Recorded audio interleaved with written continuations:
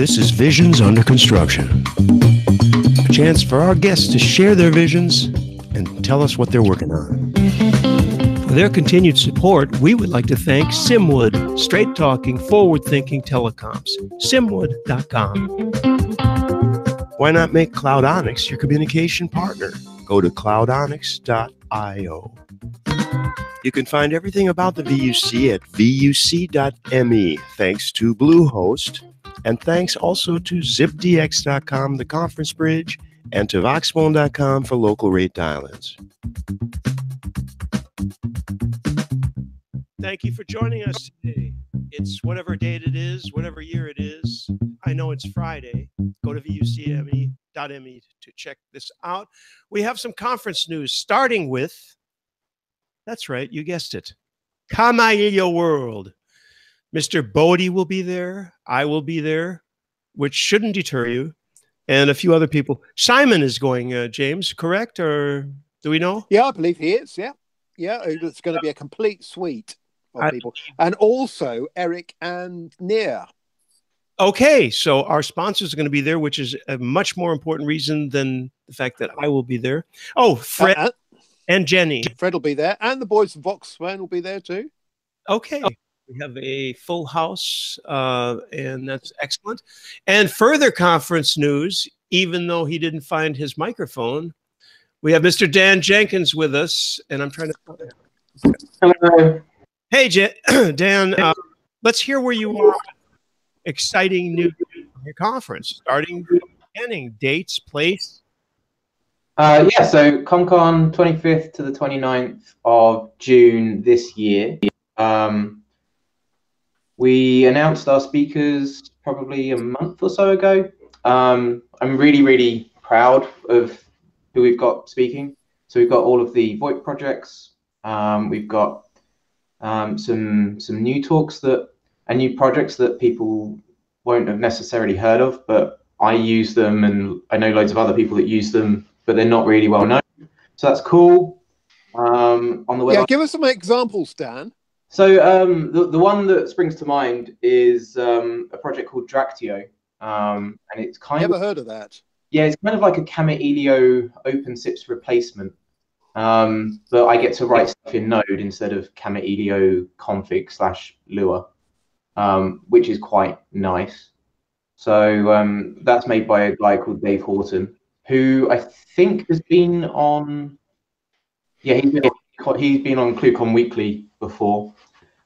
So he's talking, and then there's a load of WebRTC.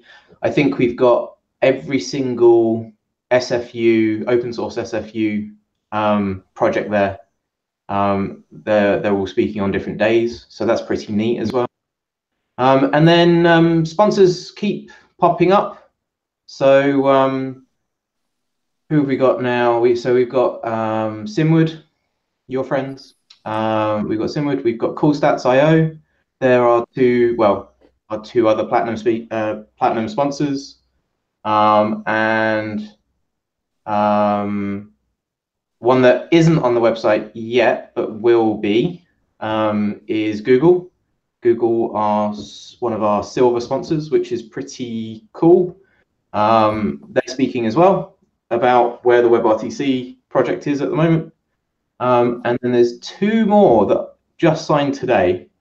And who are they? So one of them, well, they're both community sponsors, so they're not actually going to be at the conference. They are just amazing companies who support open source. So the first one is Loway, the makers of Qmetrics. So they're a community sponsor. And then Fred of LOD, he is also a community sponsor. And I love our platinum sponsors. I love our gold sponsors. I love our silver sponsors, but they're all there to do like a job to a degree. The community sponsors are just putting in money because they love open source. They love the idea around the conference. And I think that's amazing. So they're all going up on the website next week.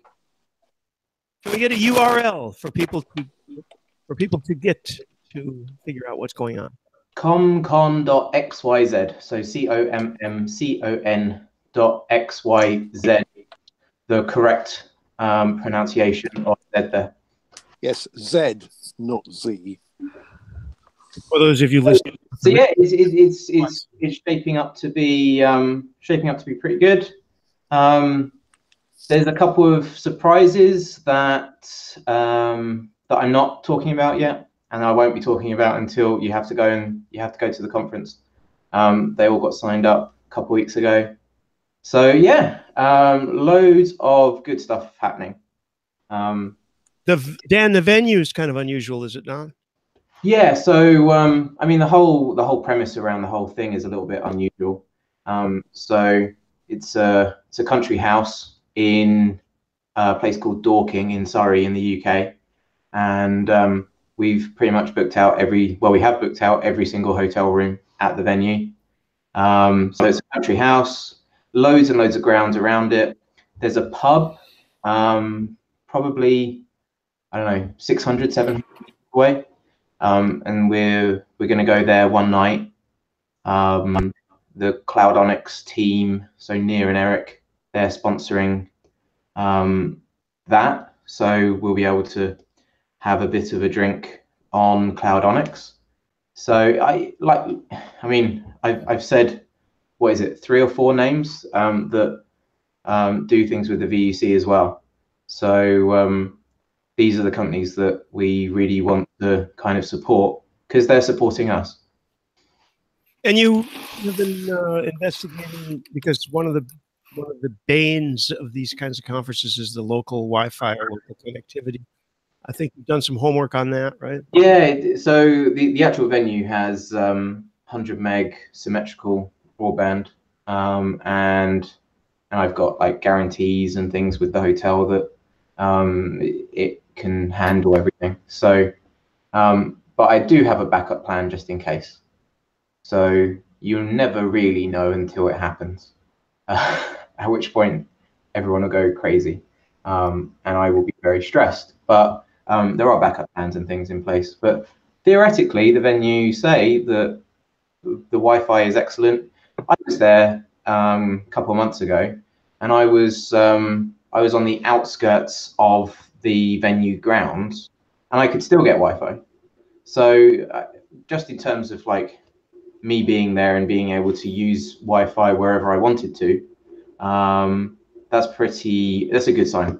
So 100 meg up and down, and then yeah, hopefully there's a couple more things happening soon that I haven't quite signed yet, so I can't talk about them yet, but they are pretty cool too, something that hasn't really been done at a RTC event before either. So if you want to be at an RTC event that is full of new things and amazing things, then yeah, come to ComCon in June in the UK. I'm really looking forward to it, Dan. It's going to be really super. Yeah, hope so. Well, if nothing else, it's going to be really different. It's going to be so different, and I think that's, ticket sales are going fairly well. But I mean, at this point, I'd much rather be sold out at this point. We're not quite there yet, so I think a lot of people aren't quite. They don't really understand the concept of it, and that's what I need to do over the next couple of weeks and months. Help people understand the concept of it and how it's different to say Astracon and ClueCon. Or even worse, IT Expo. In the warm-up, we were talking about IT Expo and how it's run by TMC, and I think we can guarantee that ComCon will be totally different from a TMC run place. Completely. I mean, TMC do their thing. I'm not going to slag off another event. Everyone does things differently, and that's great. And it's good that we have these events, and it's good that we had Asterisk World at IT Expo. I guess I can talk about that a little bit later. It's great that we have these things, but I think we were missing something in Europe. So that was the whole point behind ComCon, and then it kind of evolved from there.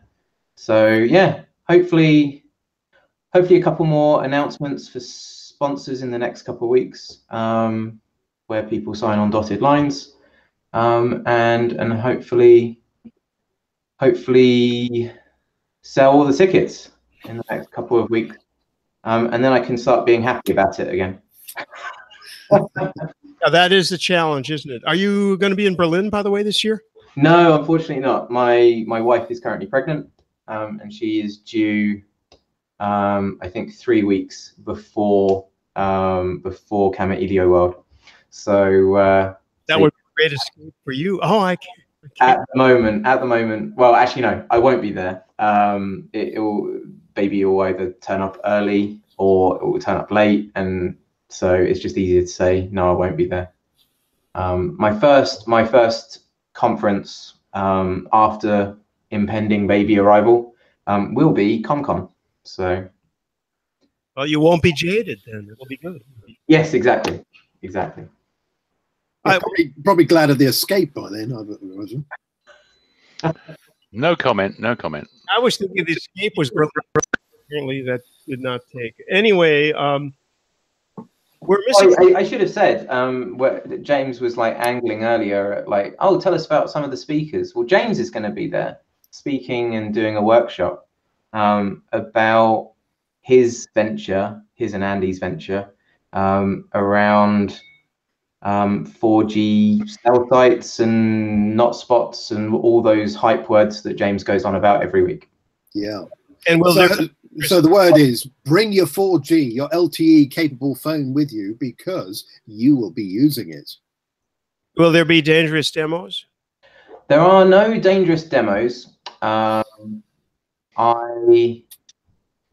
if James is there, there will be, apparently.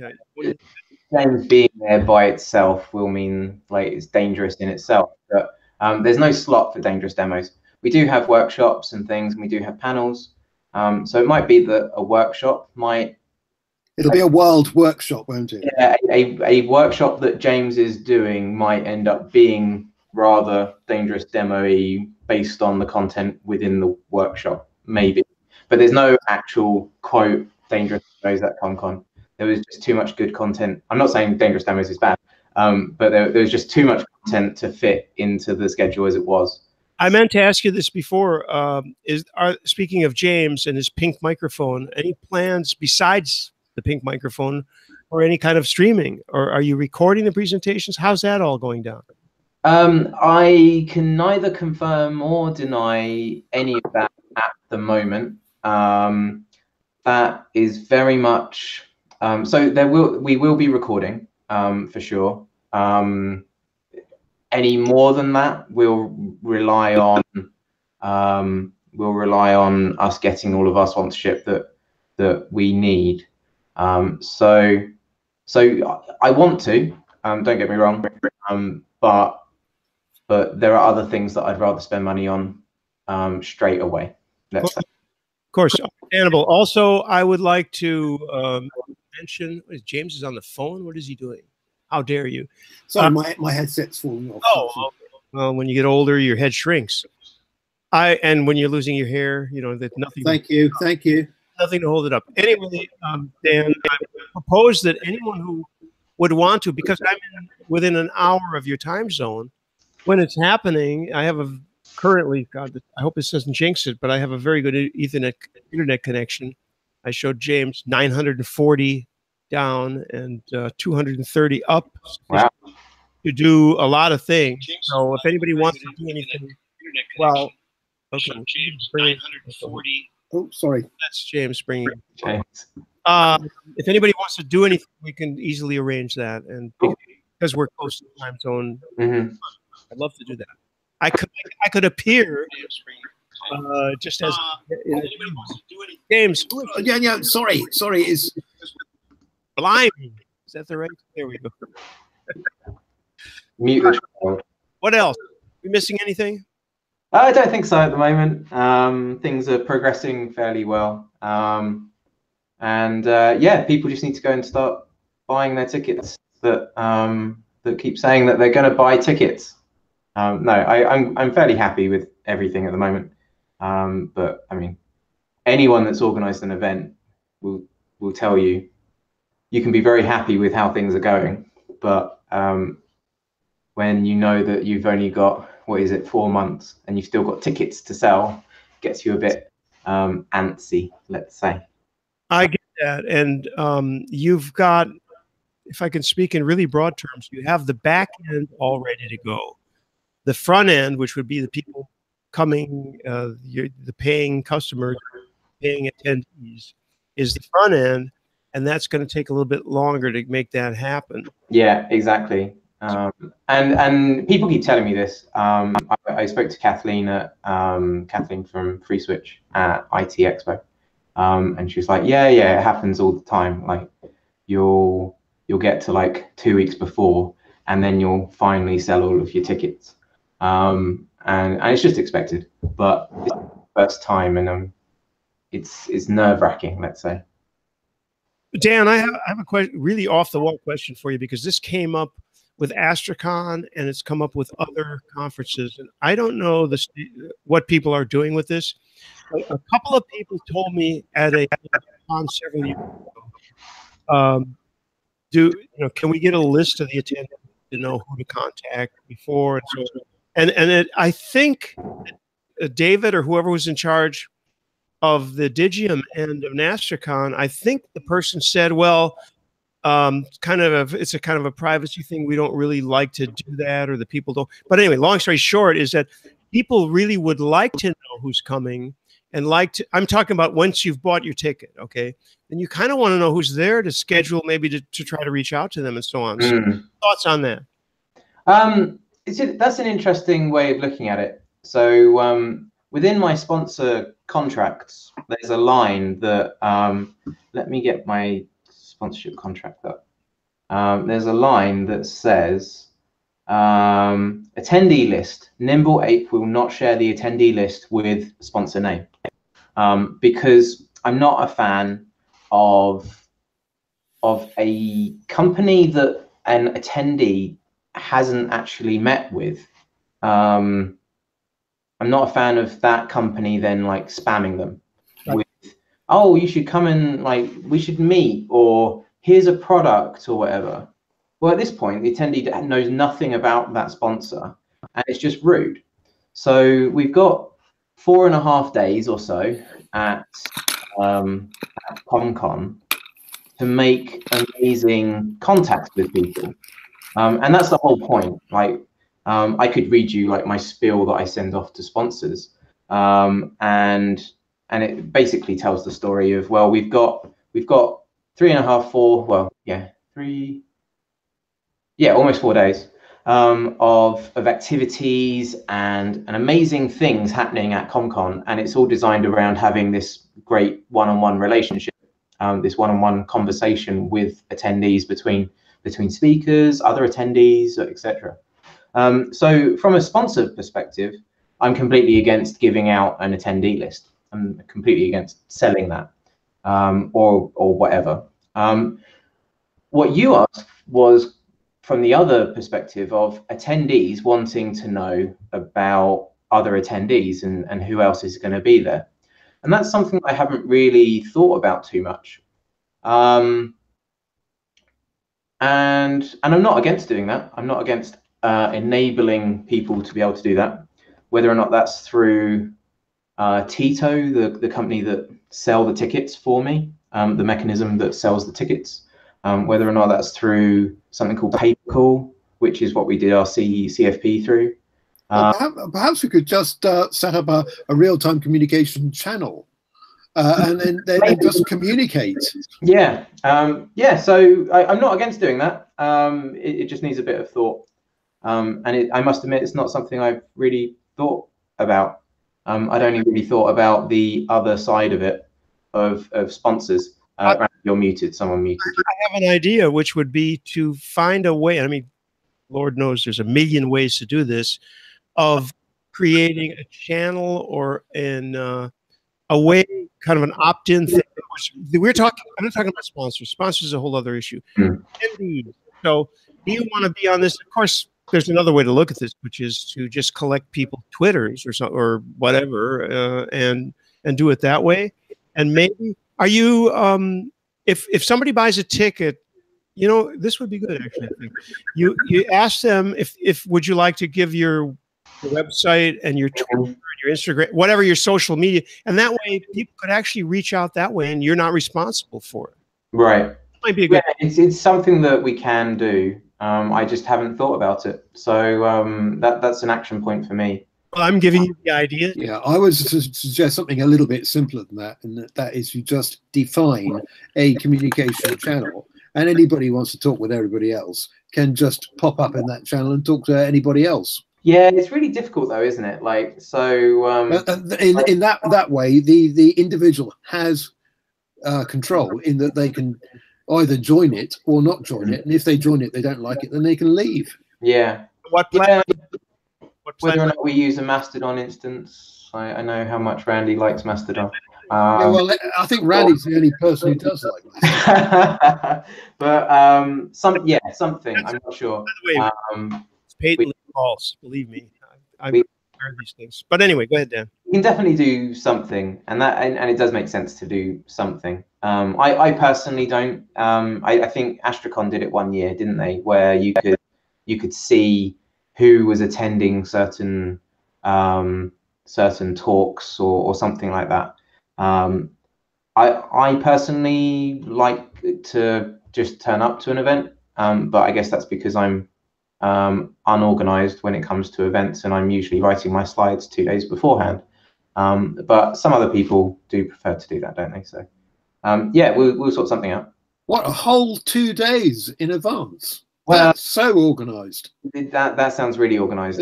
Normally, in my case, normally about 2 minutes before. I'll let you into a secret, James. This year for Asterisk World, I finished it at 7 a.m. of the morning that I gave the talk, which I think is the latest that I've ever left it. So you weren't sitting in the front row still doing your slides No, 30 minutes before? No. He does it on the flight on the way over as well.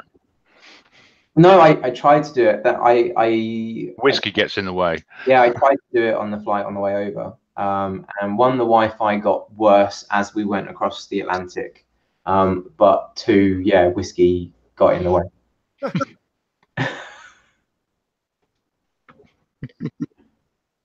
Anybody else have any other questions on this? I just have to say, Dan, your dangerous demo from was it Astracon was remembered last week by Chris 2 Matthew. years ago. It was 2 years ago, wasn't it? Because both you and he won dangerous demo prizes. Oh, Chris last week. Yeah, and he actually produced his on the show proudly. Have you got yours there, by the way? No. No, that's boring. How many have you got? Just one or two? I think I've only got the one. I think. Well, you have to try harder. I might have two. I think you have two. I might have two, but yeah, maybe. But they're clearly not in a position of honor, particularly after you made that comment about just that lump of glass. This they're lead crystal, Dan. Lead crystal. James, this is degrading down to anyway.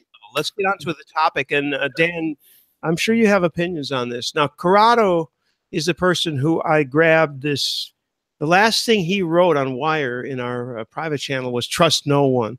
Recently, there's been a lot of news about certificates, SSL certificates that are totally fake to allow malware sites and so on. And I'm just wondering who everybody trusts. And Dan, by the way, this talks to the issue we just mentioned about giving people's names out, but it also speaks to anything like Airbnb. I just recently rented a property months and months and months in advance.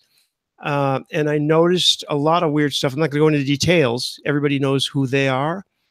We know that Uber was, I don't even know what they were doing, but they were doing horrible stuff with people's information. So who do you trust? And at what point do you, when you, let me give a precise question here, and I'll give my answer at the end. You want some resource, something, some service, some white paper, anything. You go there, they're probably going to want your email. They may want you to register. What are your criteria for that? And do you trust, like, if it's the EFF, Do you trust them? If it's the government of various countries, do you trust your country? I mean, do you trust them? If it's a private site, I can't think of a good example, but there are millions. Do you trust them? And the certificates, well, you probably wouldn't go to a site without SSL and trust that to enter anything, right? But who wants to talk about this? You get honest. You are looking to do something. What do you do? Are you going to register? Are you going to give me your email? Where do you draw the line? Well, I think this is I probably can't talk about this too much, but this is where Amazon, for example, make their money.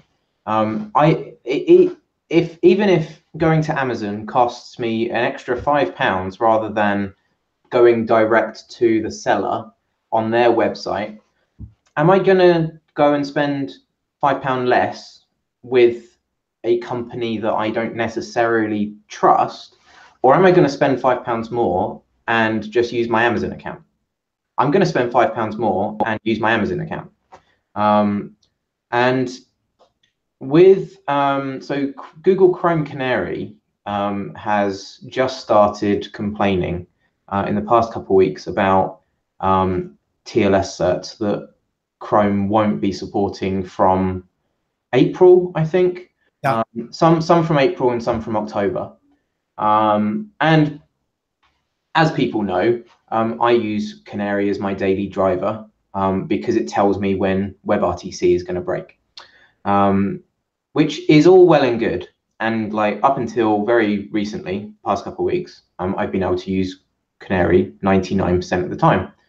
But you would be astonished how many sites I go to in a week that Canary does not like anymore.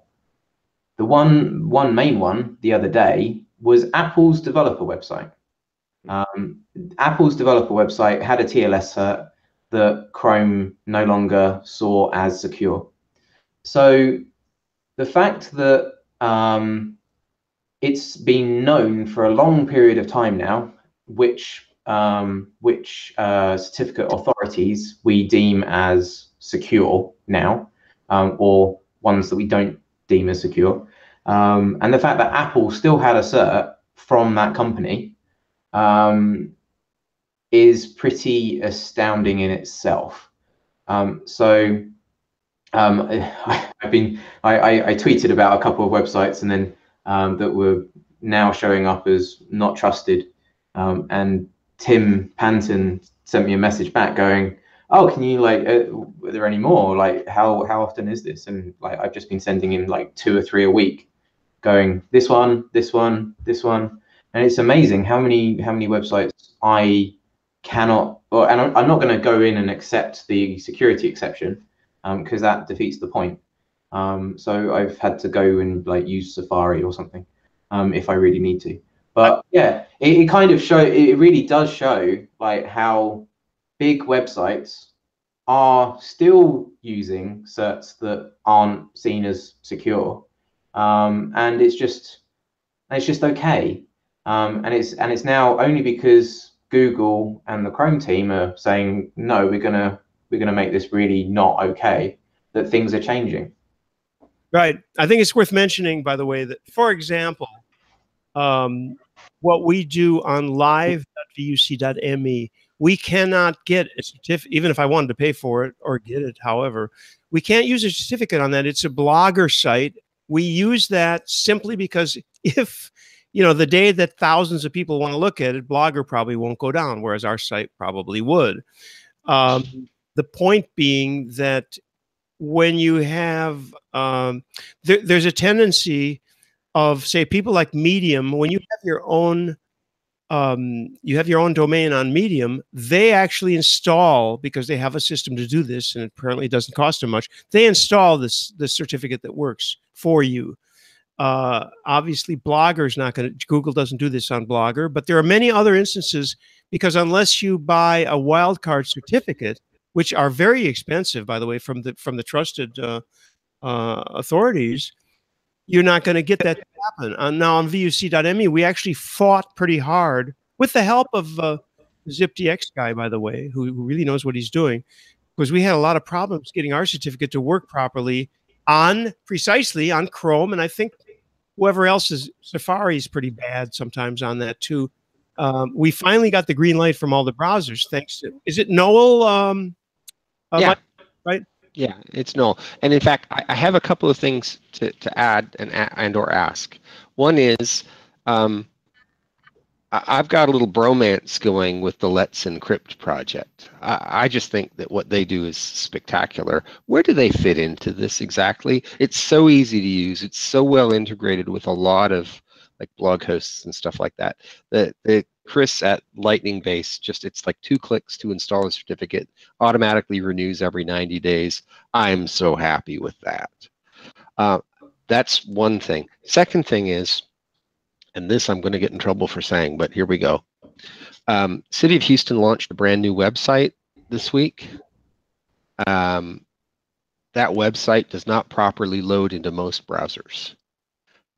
The City of Houston, the 4th largest city in the US, their website complains about a mix of secure and insecure elements, and you have to click through something to allow insecure scripts in order for it to load. And that seems to me quite a damning thing that made it to public. With all our users here. No, I'll take a look. I don't know why you would get into trouble for that, Michael. The person who ought to be getting into trouble for it is the director of communications or IT responsible for that. Well, and I made the mistake of, he posted something to his Facebook stream, which was basically a link to the press release about the site saying how much money they saved by developing it in-house. So I clicked on the link to go to the site and it didn't display. So I went to another computer and it didn't display. So I went to another browser and it didn't display. So I went to another browser and it didn't display immediately. And the sad part of it is that it circles back to, and it becomes known that I'm in some way connected to my wife, even though she kept her maiden name. And people started freaking out about, why are you pointing out this flaw? When, at least in Firefox, was it Firefox? One of the browsers, you can click to accept the mix of secure and insecure items, and it remembers that for that URL, and then you're okay, right? So the dev team who were doing this are clearly not really experienced. They're actually trumpeting the fact that they did it in-house. But it just doesn't. Oh, Michael, isn't this it? Did that display for you properly? But that's not HTTPS. In Chrome. It did not display for me. Let me try it in mine and see what happens. Yeah, it did not. About it and fix it. If this thing was Yeah, they might well have fixed it because it was causing quite a lot of stress earlier in the week. Oh yeah, no! In my web browser, it must have gotten so many. You still have a problem with it? Yeah. What is it saying? Show us the. Well, maybe you don't want to do that, but what's the error? Well, no. Let's actually take a look, see, because it could be something about my computer.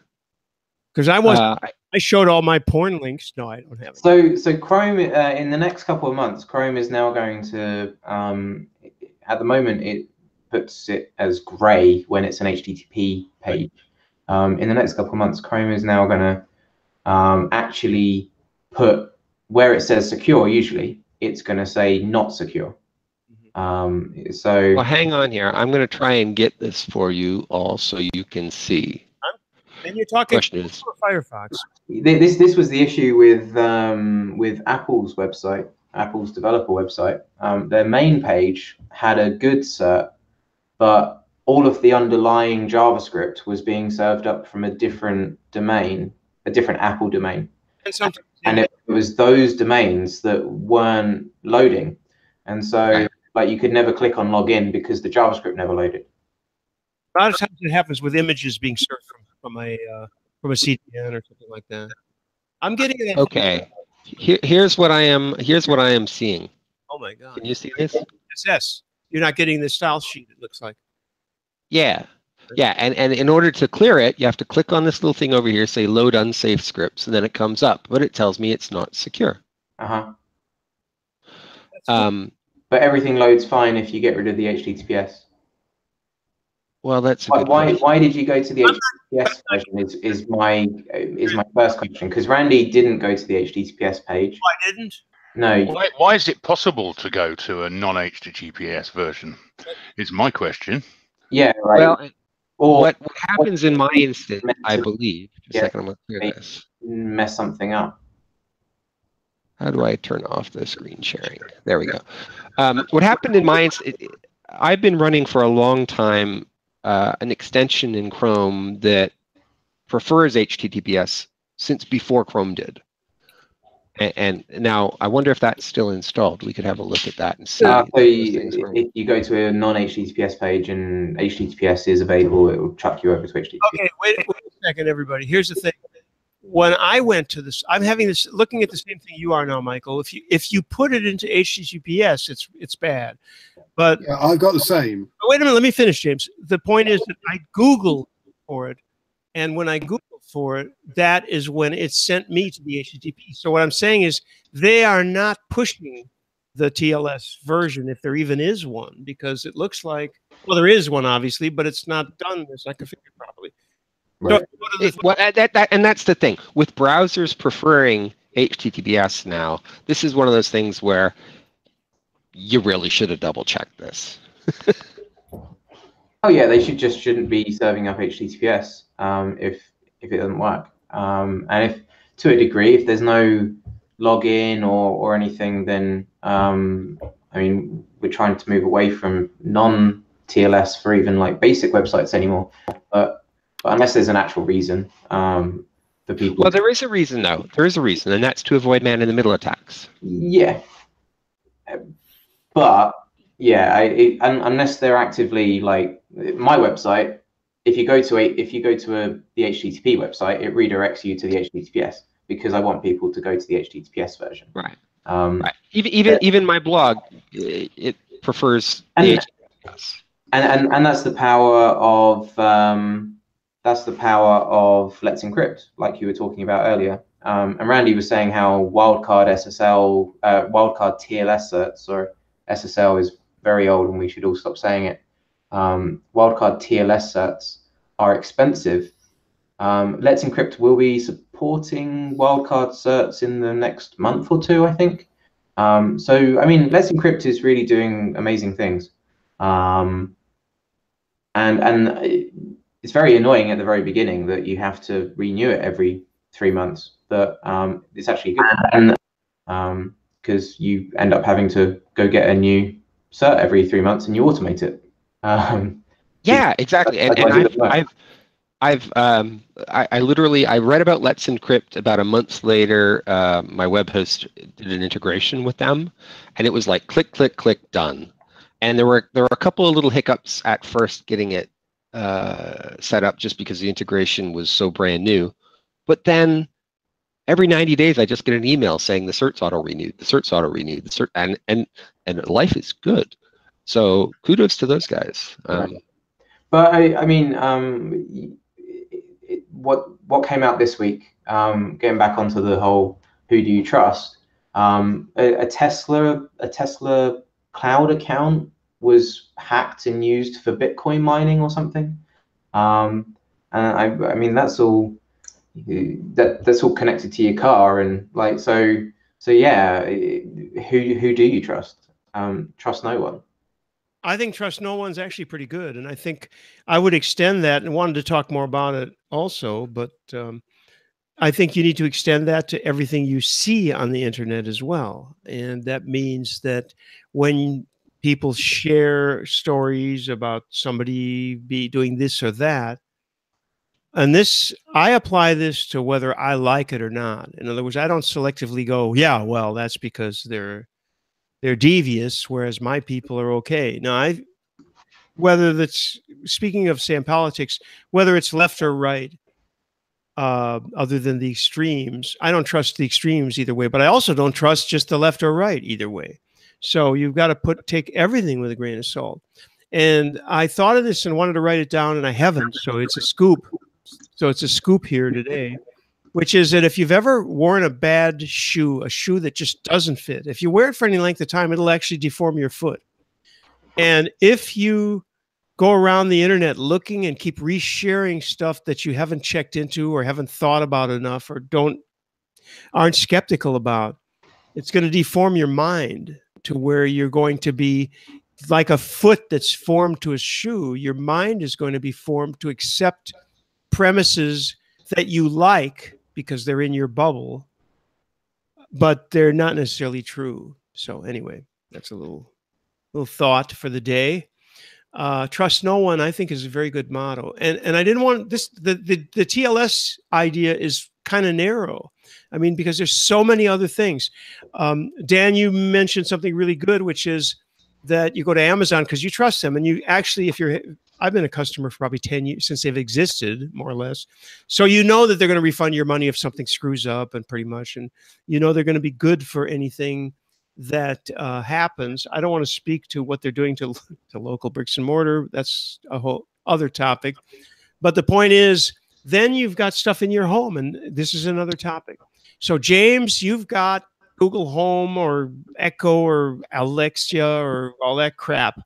I don't have any of it. And Dan, again, you're a good person to speak to this because, and Michael as well, but you're a good person to speak to this because you're one of these people who loves the IoT stuff, if I'm not mistaken. So the only thing I have that speaks to the internet is against my will. It's the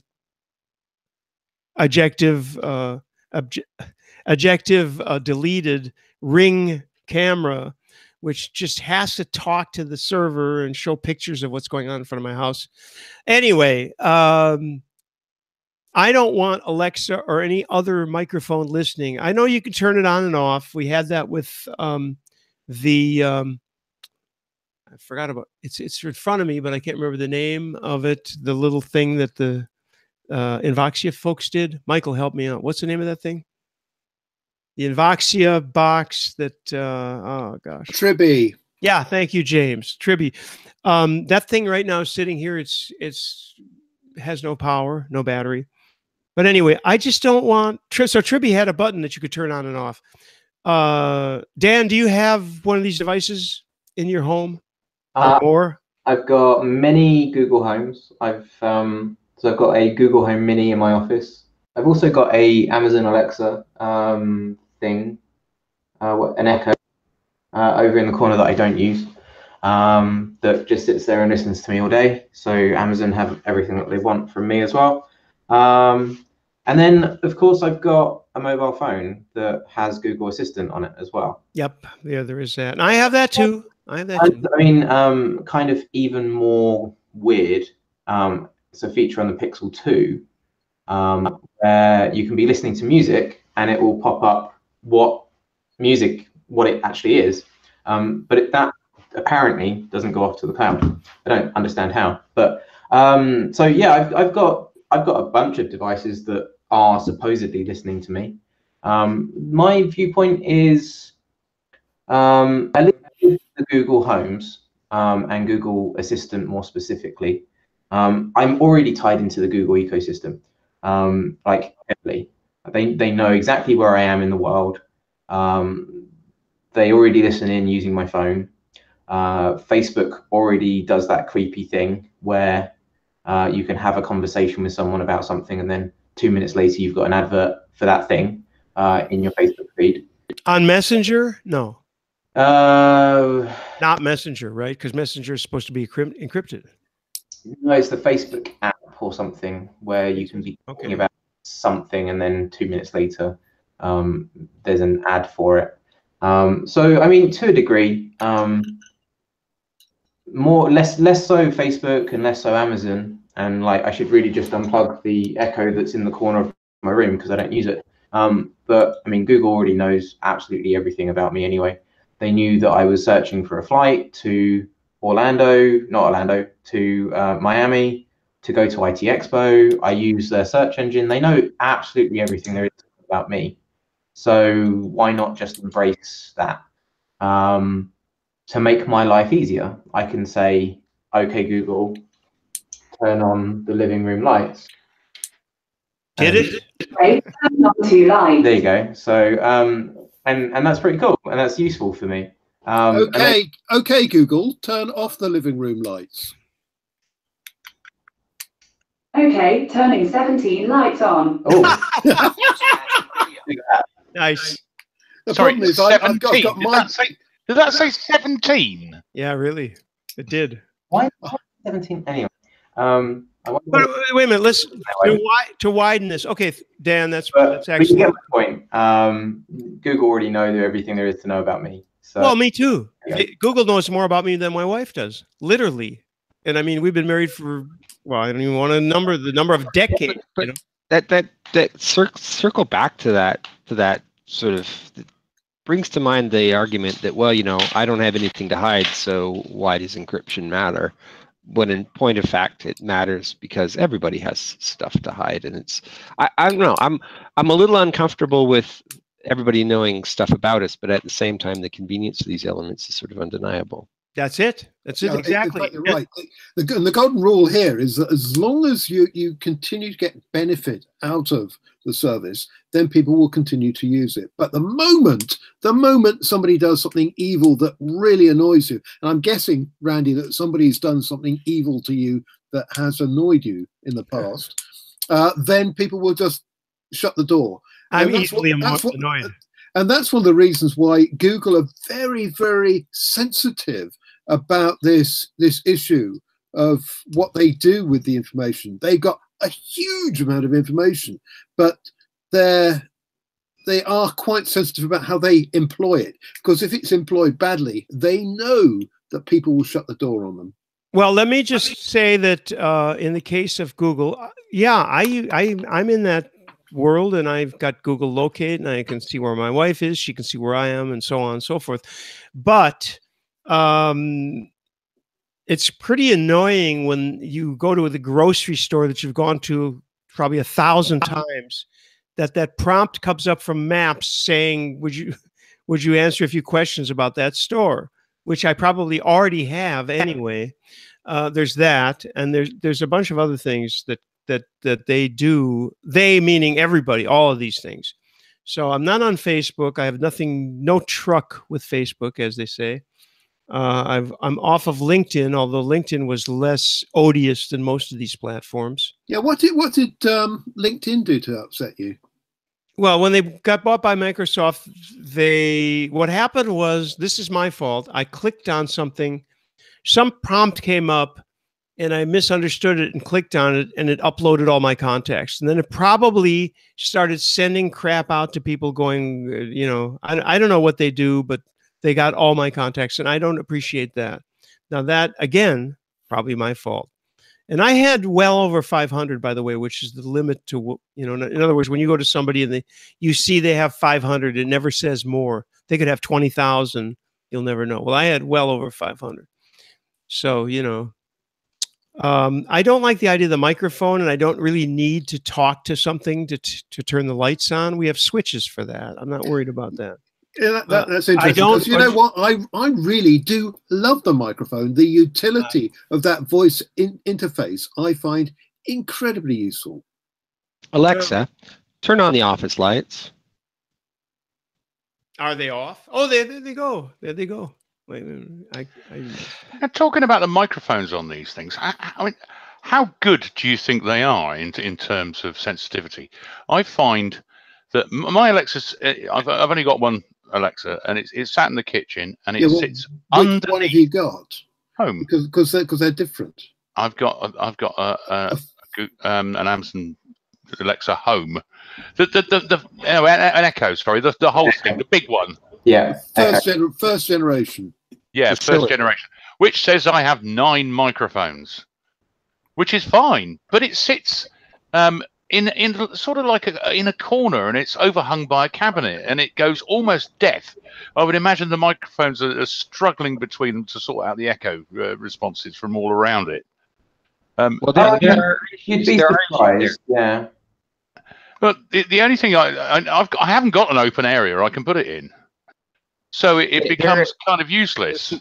The part that confuses them most is if you put them too close to a wall, because they're supposed to actually be about a foot away from a wall in order to avoid early reflections that confuse them.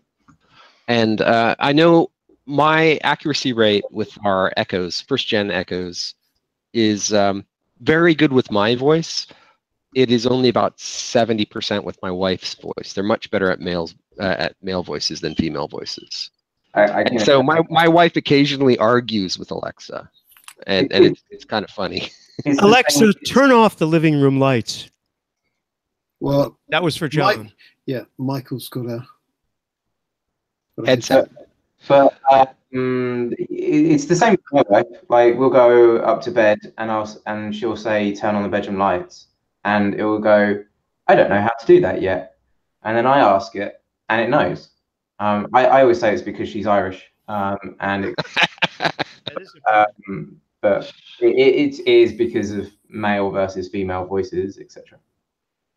Yeah. Also, accents tend to trip her up a bit, and every now and again she'll respond to something on the TV.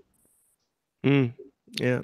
Well, what about the thermostat or other devices that pretty much could tell when you're home if somebody? What if someone hacks into any of this stuff and can see the patterns of living and knows that your house is empty?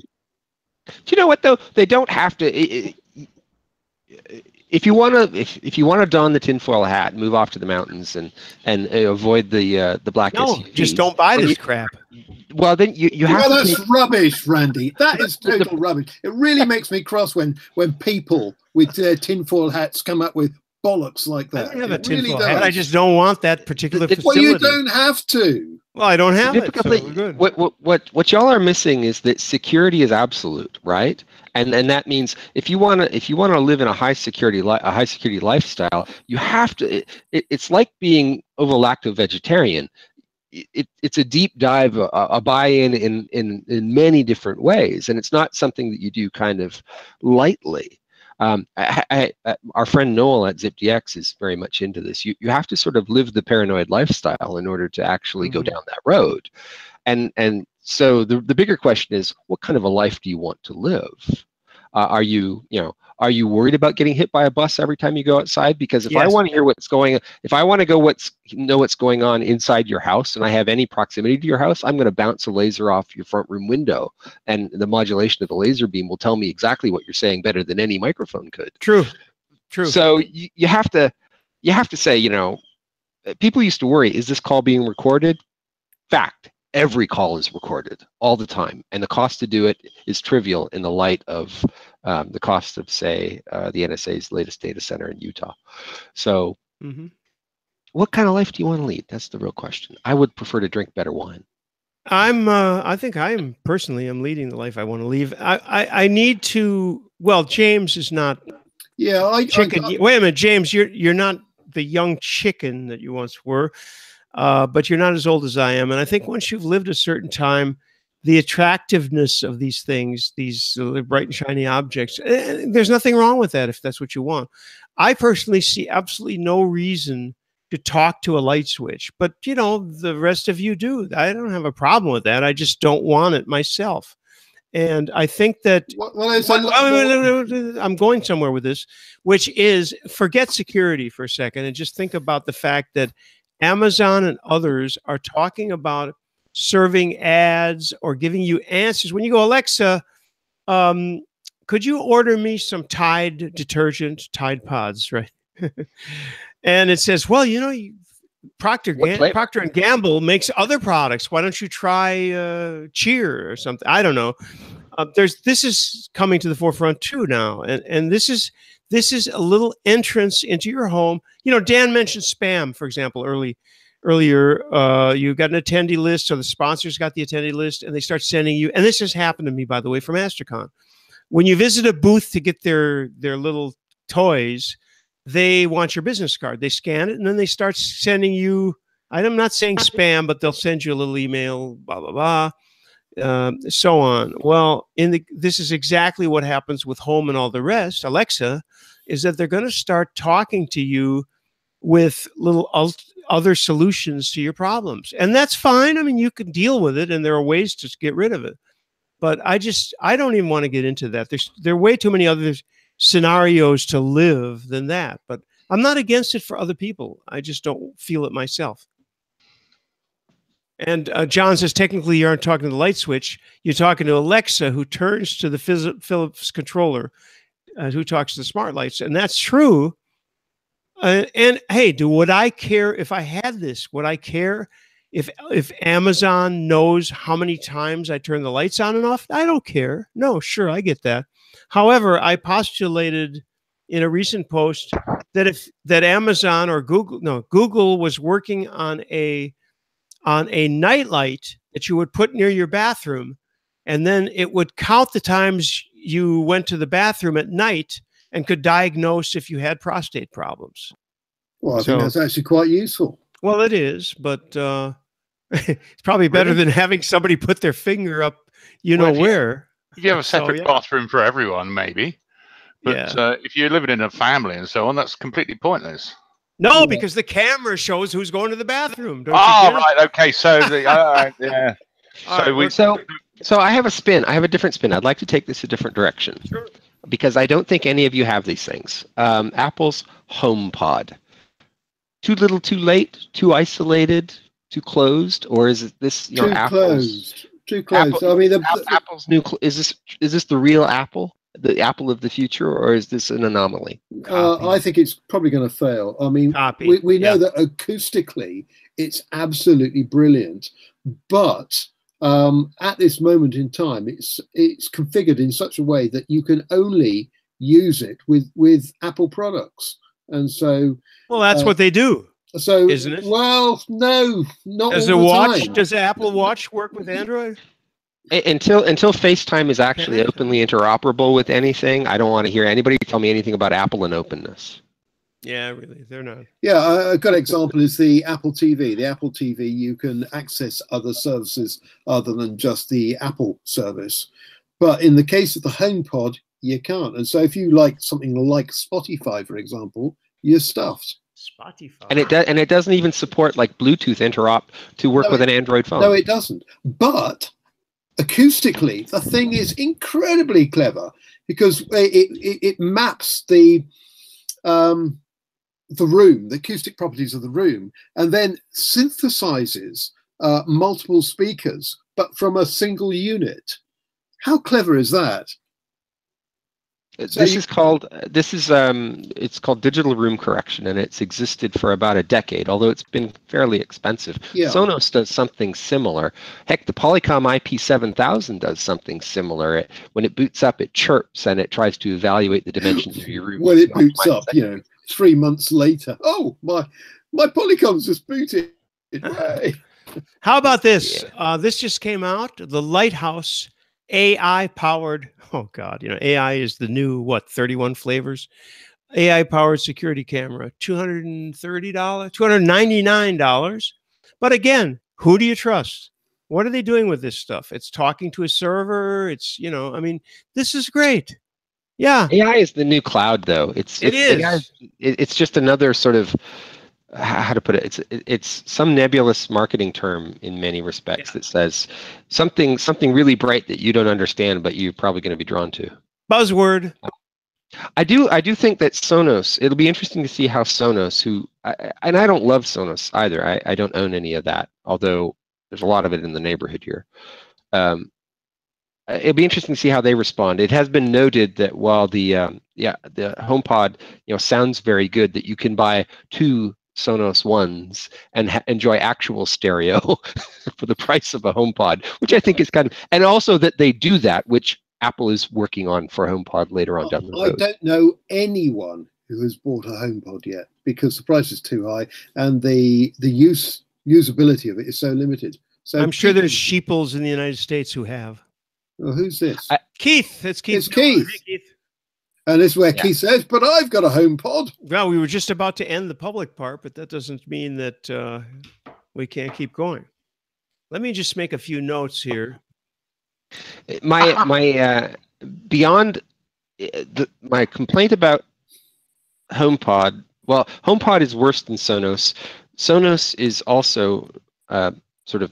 I don't look favorably upon them specifically because I grew up when hi-fi was something that people did sort of as a hobby or as a passion, and that there were specs, and these days now it's sort of like, well, it's got an app on your phone and it works and it sort of sounds good to me, but they literally refuse to publish the specs because it doesn't measure well. Wait, Michael, did you go to the drugstore and use those tube testers? I did. I have done. I did not know you were that old. 6 AX7s, my friend. There you go. That's it. All right, we need to extend this just a little bit because Keith has joined us. And Keith, if you've been listening at all, you probably have something to say. Or do you know what we were talking about? Plus, you're muted. It's your local mute happening. 12AX7, yeah, exactly. No, or Keith, 6L6. Yeah, Keith, come in. Keith knows lots about security. He does, and if he knows what we're talking about, certificates, and he's looking like he's trying to find. There you go. Yeah. We hear you. No, we don't. Oh no, we don't. We hear you, James. All right, Keith, we don't hear you. All right, well, he's looking for that. The reason I decided on this topic, since we had a last minute guest cancellation, is because it's huge. Not just to rail. I'm not railing against these particular solutions, even though I don't care for them, but that's just my taste, you know. I also invited Kathleen, who's apologizing for not showing up, by the way. She says that she hasn't had the time or whatever. There's Keith. Yeah, can you hear me? Okay, yes, yeah, we got you. Yeah. Have you been following, and do you have something to say on? I've been following some of it. First of all, I got to say about Sonos, they don't not publish specs because they're afraid of them. They don't publish specs because the sort of specs that people want are largely not applicable to what they sell. So if you're, for example, everyone says what power is this speaker, unless you're measuring SPL, which no one ever does on speakers, turning around and going, oh, it's a 20 watt or a 40 watt or a 60 watt speaker, is totally meaningless. And that's what people keep saying. What wattage is it? And it's totally meaningless. Hang on. Absolutely meaningless. I'm going to argue with you here, and I'm going to fetch something that makes my point, presuming that I can get to it. There's who are you competing with, and what is what's the economy that you're fitting into, right? Yeah, I mean, if you look at traditionally, Sonos have actually, before they produced speakers, they produced units you plug into your own speakers, and they still do that, and they quote power levels and THD and all of that stuff for those. But they don't quote. They don't. First of all, if you go back in time, the Federal Trade Commission used to mandate that if you sold an amplifier, you had to rate it in a particular way because people were making exorbitant claims, and they still do in many cases. Not in the U.S., but you had to rate continuous power, output capability, and THD in certain ways, and this sort of stuff. And when you sold a loudspeaker, you had to quote. If you were serious about it, you had to quote its frequency response, with a tolerance expressed in dB, right? This costs less than a Sonos One. This is an Alesis little mini powered monitor, right? It is a bi-amped powered monitor that puts, N watts capable into the woofer, X watts capable into the tweeter. It is a completely known quantity. I can trust it. The Sonos stuff is more like, well, it's pretty and it's convenient, and there's an app, and it's almost like all of that goes beyond. Yeah, if you want that, they don't tell you. They don't tell you the peak output capability. So you don't know if I got a big room, do I need 2 or 3? Because it's meaningless. Because with that thing, you can put a known input signal into it, and it will amplify a certain amount. And if you want to do that, you can buy a Sonos box that will plug into those speakers, if that's what you want. Right, but most people don't want that. They don't even care what that's about.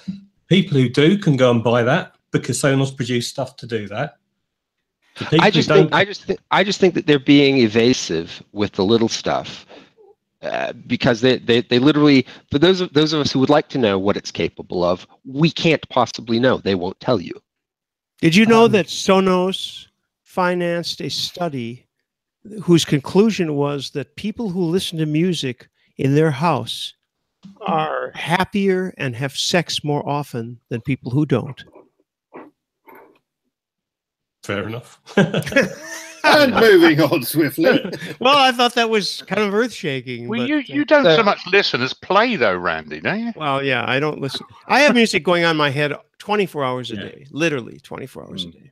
But yeah, going back to the privacy thing, and the HomePod, I think. I mean, the trouble is, it's down to marketing, because people will buy whatever's marketed the best. And if Apple get the right angle, then people will go out and buy HomePods in droves, despite them not being the sensible thing to buy.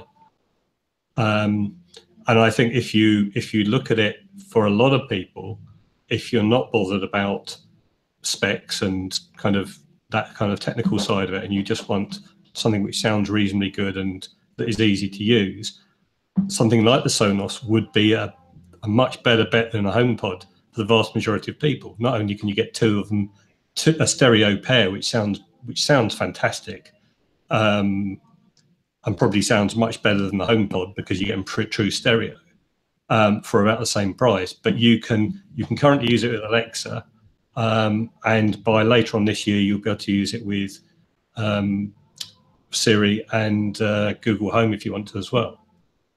And you can use it with 50 music services.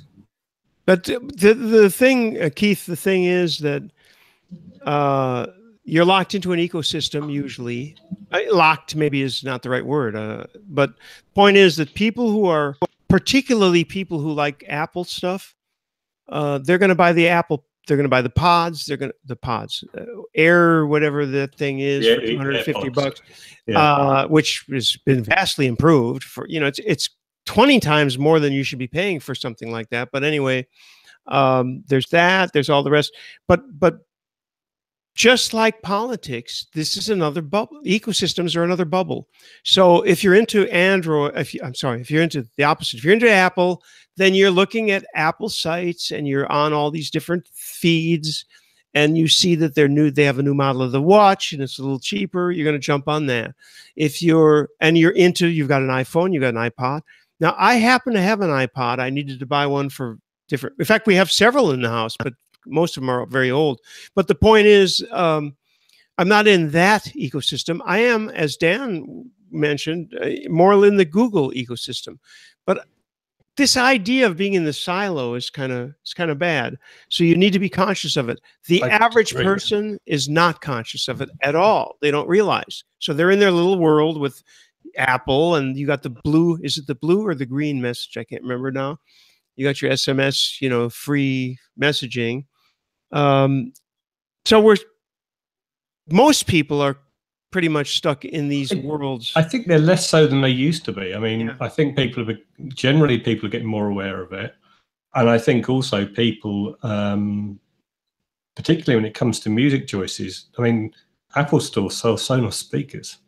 It's not like they're alien to them. It's a well-known option for anybody who's been in an Apple store who's interested in music is buying a Sonos speaker from Apple. So I think the problem that Apple are going to have is that in a environment where they've traditionally controlled the flow of information and the availability of peripherals, then they can kind of get the jump on people. I think the problem they're going to have here is that it's a market that they've come in late to, that other vendors have been around for longer, and those vendors have been available within the Apple ecosystem, and their their customers are aware of them. So people potentially could they could be in a position where people walk into an Apple store and go, why would I buy a HomePod over a pair of Sonos Ones? Yeah, exactly. Yeah. They find themselves in a sort of a conflicting position now because they're competing with other people, right? You will go into an Apple store, you're going to get Beats headphones. You're not going to get AKG or Sennheiser. Yeah. But as they try to be all things to all people, so it goes.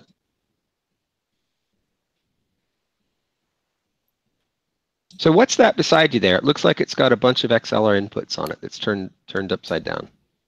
Keith? That? Yeah. That's my mixer. That's why you couldn't hear me when I first came in, because I'd been messing around with it.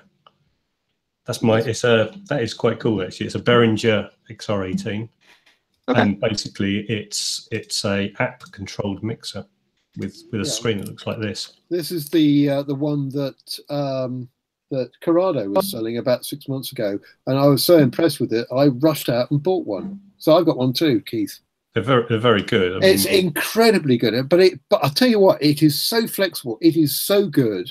Yeah. That sometimes it can just be overwhelming. Oh, tell me about it. It is very, very confusing. But I actually have a friend who runs a band, and I'm helping out, and I will be taking this unit with me and plugging it into his band and basically controlling his sound with it using a tablet.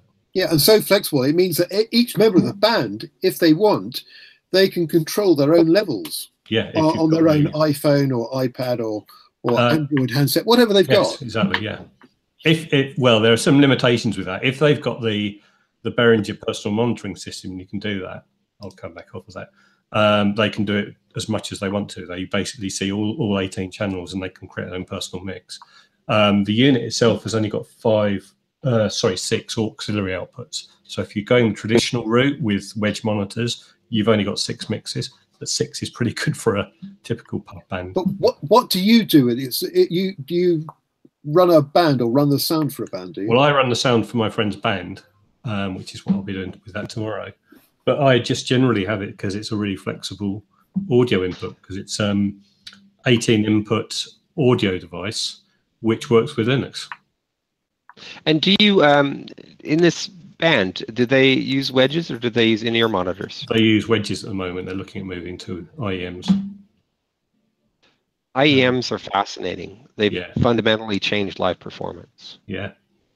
Well, the system that's available that plugs into this is quite expensive, but you can get your own personal mixer. Basically, there's like an Ethernet type. It's not actually Ethernet, but it's an Ethernet type network that you can plug into this and daisy chain into all of the mixers. And then they just plug local IEMs into the mixer, and it gives them a little personal monitor mix.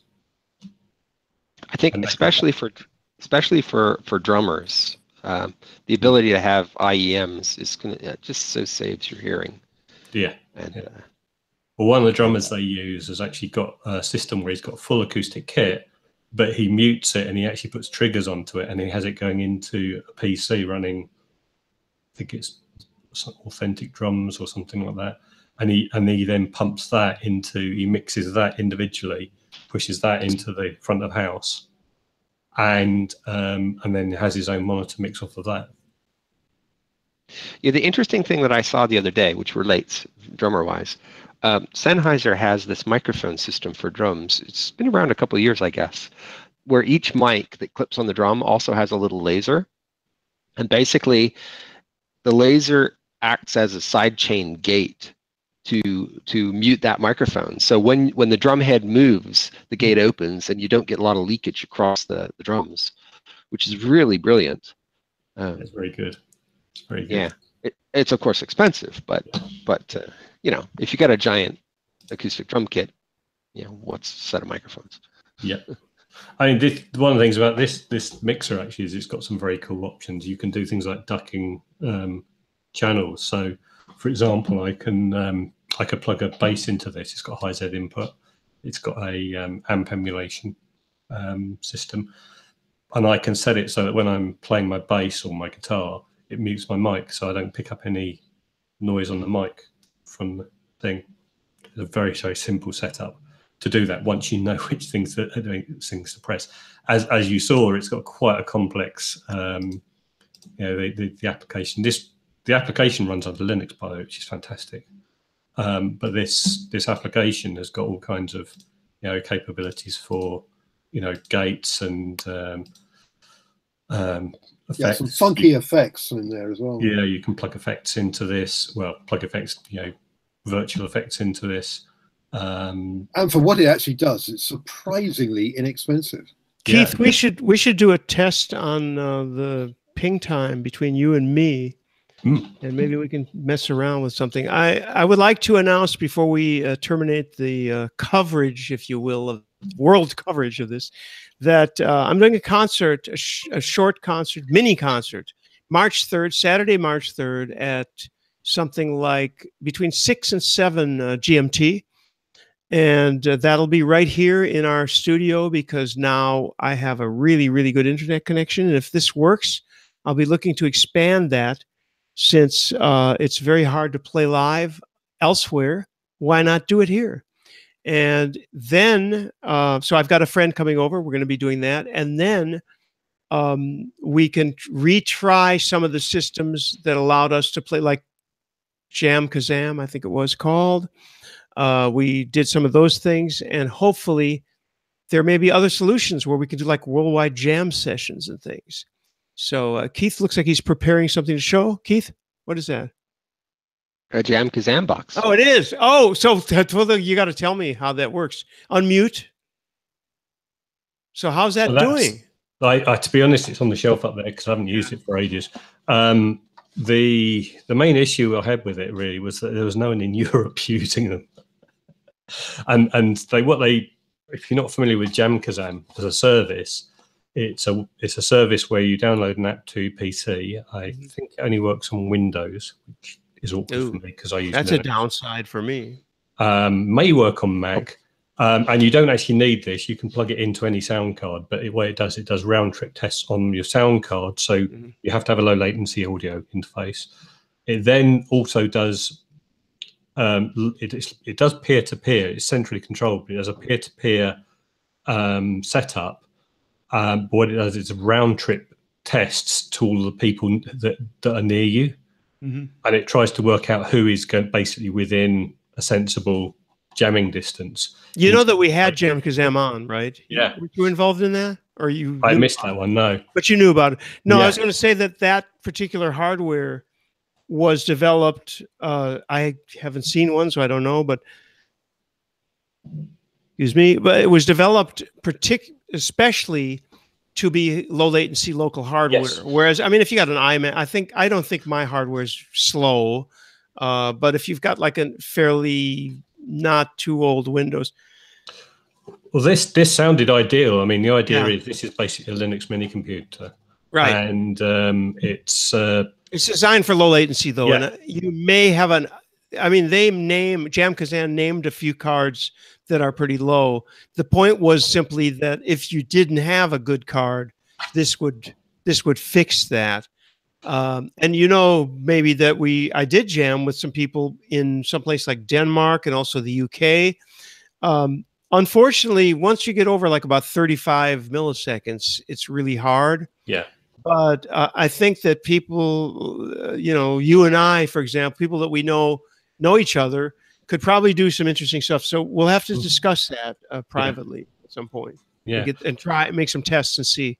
I mean, the shame with this really is that one of the promises of this was that you could plug this in and just use a cell phone app to basically set up a jam session. But the reality is it's still needs to be tethered to a Windows computer. Yeah, that's not too good. Also, what was I going to say about Jam Kazam? Their core business is actually selling the tracks, which I thought was interesting. We didn't know that at the time because they hadn't come out with it. But that was that ended up being. Are they still doing anything? Do you know? I've not looked at it for a while. The last time I looked at it, I kind of plugged it in and tried it out. And I say the main issue, they're still plugging the side of the tracks, the backing tracks. I did buy one and download it and sort of see what I could do with it. But I don't know, the whole thing, it was quite a while back, so it may be better now. But the whole thing felt a little bit fragile. And to be honest, the biggest issue for me was there was nobody in the UK or parts of Europe that I could talk to who basically was online. So there were at the time, but that may have faded. Because I did have a guy on guitar when we did our live thing, and unfortunately, we were plagued by an issue that day. I went to studio mode and Hangouts on Air, which removes the dynamic processing, which you need to do if you're going to be playing music. And unfortunately, studio mode was not working that day. Michael will remember that. Studio mode wasn't working. It's stereo, and it cuts the echo cancellation, all the crap that messes with music. That was not working that day. So the result, unfortunately, was really bad. It's really a shame because it was just that one day that wasn't working. Really bad luck. Anyway, we want to wrap. Sorry, just for reference, the show was VUC 538, Friday, April the 24th, 2015. So almost 3 years ago. Yeah. Well, thank you, James.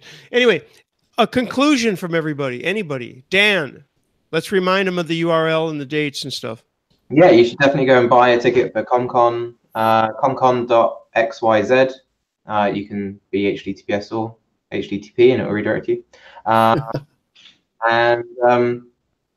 Yeah, more announcements in the next couple of weeks about some more sponsors and maybe some more announcements about some of the extra stuff without giving away everything. Should you be in North America? That's comcon.xyz. Yeah. Who's next? In the James. colonies. In the colonies. James. Well, I'm really looking forward to ComCon. It's going to be absolutely brilliant. But I'm also looking forward to Kama Elia World. That's going to be good as well. And I'm looking forward to Mobile World Congress next week. Are you going to be able to take your pink microphone and give us a report next week? What? Next week? Definitely not. No, I will be Is it this suited week? and booted and being very serious because it's not the sort of place where you run around with a pink microphone.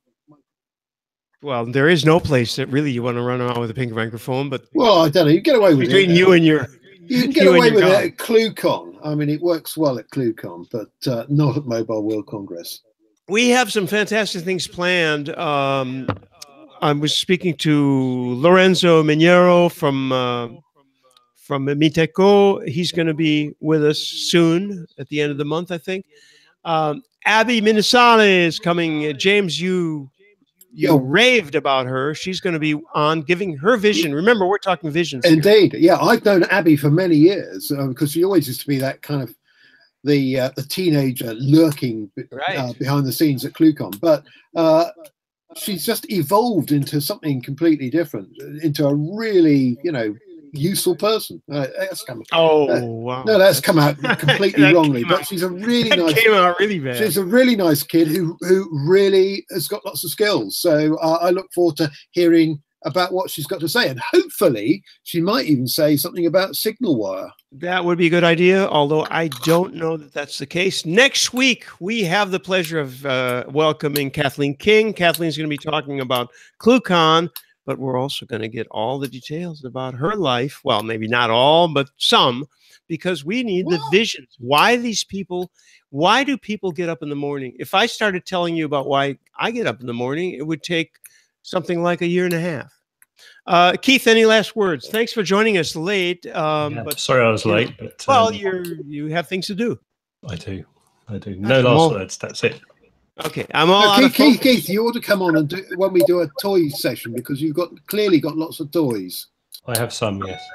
Actually, Keith, within the new optic of VUC, you should come on and just be the person who tells us what makes you get up in the morning and all of this. You have a lot of interesting things to say, and I'd love to hear about it. So let's work that out. Okay, maybe. Maybe. Well, all these people who work for themselves, and by the way, I did that for 20 some years. I understand. No time for VUC. All right, we're going to go to the mature audiences only version right now.